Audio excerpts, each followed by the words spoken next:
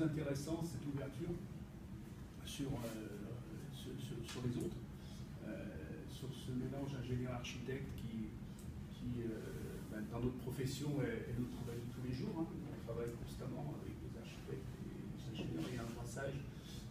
C'est une manière extrêmement pertinente d'aborder le BIM. Comme ce qui a été souligné, c'est une méthode pour effectivement totalement décloisonner dès les études cette affaire, et cette compétence acquise, elle va être extrêmement pertinente et se retrouver dans la vie professionnelle.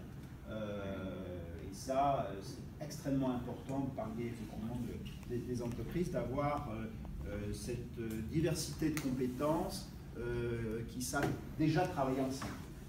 Donc du coup, si j'en reviens sur ce type de projet, évidemment que je trouve que c'est quelque chose de très intéressant, non pas pour vous dire comme tout le monde, mais tout simplement parce que en fait on réunit, on dit là des étudiants qui viennent de différents horizons, mais surtout moi j'ai envie de dire qu'on réunit des compétences et donc on casse un petit peu certaines frontières. Donc voilà, donc c'est vraiment une perspective de décloisonnement des établissements via ces étudiants, puisque comme vous l'avez rappelé, il y a des équipes qui sont composées d'étudiants issus d'établissements différents.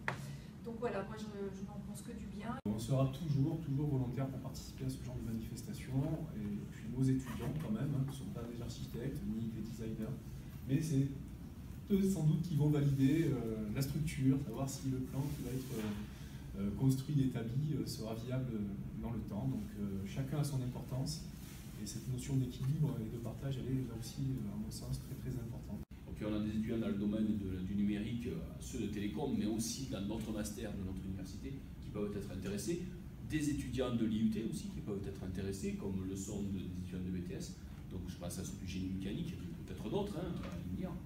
Donc on a sûrement de quoi alimenter vos équipes. Alors j'espère en tout cas que nos étudiants vont venir.